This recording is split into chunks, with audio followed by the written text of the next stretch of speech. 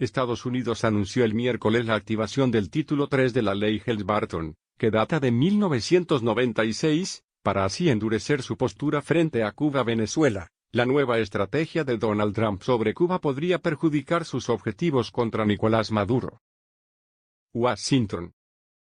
La estrategia anunciada este miércoles por el gobierno de Donald Trump de endurecer su postura frente a Cuba permitiendo las demandas a firmas extranjeras presentes en la isla y limitando las remesas, podría perjudicar los intentos de forjar una coalición para sacar del poder a Nicolás Maduro en Venezuela, afirman expertos. Powered by Rubicon Project. El conjunto de medidas tiene como objeto revertir las consecuencias de las desastrosas políticas de la era del expresidente Barack Obama y acabar con la glorificación del socialismo y el comunismo, dijo el asesor de seguridad de la Casa Blanca John Bolton, al anunciar las medidas en un almuerzo con exiliados cubanos en Miami. Venezuela. La nueva estrategia de Donald Trump sobre Cuba podría perjudicar sus objetivos contra Nicolás Maduro.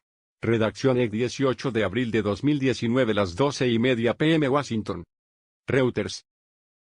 La estrategia anunciada este miércoles por el gobierno de Donald Trump de endurecer su postura frente a Cuba permitiendo las demandas a firmas extranjeras presentes en la isla y limitando las remesas, podría perjudicar los intentos de forjar una coalición para sacar del poder a Nicolás Maduro en Venezuela, afirman expertos. El conjunto de medidas tiene como objeto revertir las consecuencias de las desastrosas políticas de la era del expresidente Barack Obama y acabar con la glorificación del socialismo y el comunismo, dijo el asesor de seguridad de la Casa Blanca John Bolton, al anunciar las medidas en un almuerzo con exiliados cubanos en Miami. Estados Unidos encabeza la presión internacional para sacar del poder a Nicolás Maduro, cuyo gobierno no ha sido reconocido por Estados Unidos, que apoya al líder opositor Juan Guaidó, autoproclamado presidente interino de Venezuela. Es difícil pensar en cómo esto podría ayudarlo a lograr sus objetivos declarados de avanzar en una transición democrática tanto en Cuba como en Venezuela, dijo a la AFP Michael Sifter, director del Centro de Análisis Diálogo Interamericano, con sede en Washington. John Bolton, asesor de seguridad nacional de la Casa Blanca, anunció el endurecimiento del embargo contra Cuba. Obama había flexibilizado la postura frente a Cuba ya que consideraba que la estrategia impulsada durante medio siglo por Washington no había dado resultados.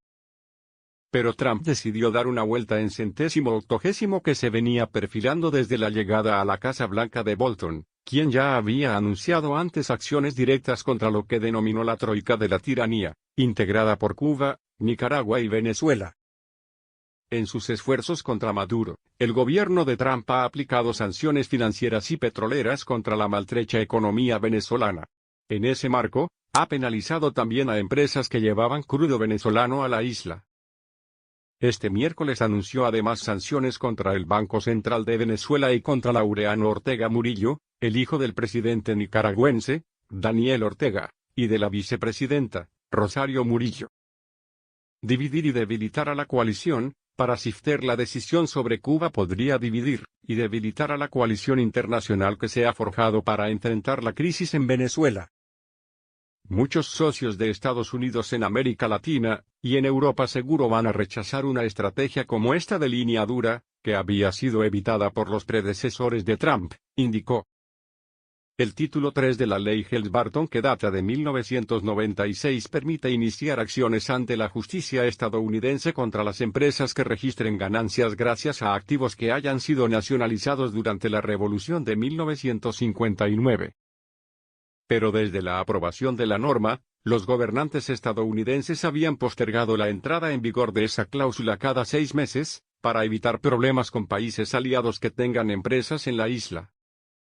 La Unión Europea, principal socio comercial de Cuba desde el 2017, y Canadá manifestaron este miércoles su disgusto en una declaración conjunta, y señalaron que la aplicación extraterritorial de medidas unilaterales sobre Cuba es contraria al derecho internacional. Poco confiable, Cuba, que sufre un embargo estadounidense desde 1962, es acusada por Washington de apoyar al mandatario venezolano. Washington reconoció inmediatamente a Guaidó y en su estrategia diplomática caminó de la mano con el Grupo de Lima, creado en 2017 para abordar exclusivamente la situación en Venezuela y compuesto por 14 países incluyendo Canadá, Brasil, Argentina, Chile y Colombia, entre otros. Sin embargo, el grupo de países ha tenido desacuerdos con Estados Unidos, ya que Washington defiende la vía diplomática sin descartar el uso de la fuerza. Para Christopher Sabatini, profesor de Relaciones Internacionales de la Universidad de Columbia en Nueva York, esta decisión hace que sea más difícil para la UE y muchos países latinoamericanos mantenerse con la coalición de Estados Unidos.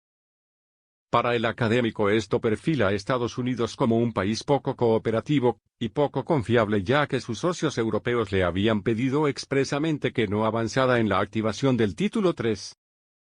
Pero la medida adoptada por el gobierno estadounidense sí cayó bien entre los exiliados cubanos en Florida, un estado que es clave en el panorama electoral, y que a veces es la llave para llegar a la Casa Blanca. El político demócrata Bob Menéndez, el miembro de más alto rango de la Comisión de Relaciones Exteriores del Senado, celebró la medida, y su par republicano Marco Rubio, también descendiente de cubanos, destacó el compromiso de la administración Trump con la democracia en Latinoamérica. Sin embargo, Sabatini advirtió que no hay precedentes históricos de que los embargos hayan fraguado las condiciones para una transición. Para Sifter, esta medida va a hacer que tanto La Habana como Caracas endurezcan sus posturas frente a Estados Unidos. Esto es un regalo para que jueguen la carta del nacionalismo, concluyó el experto.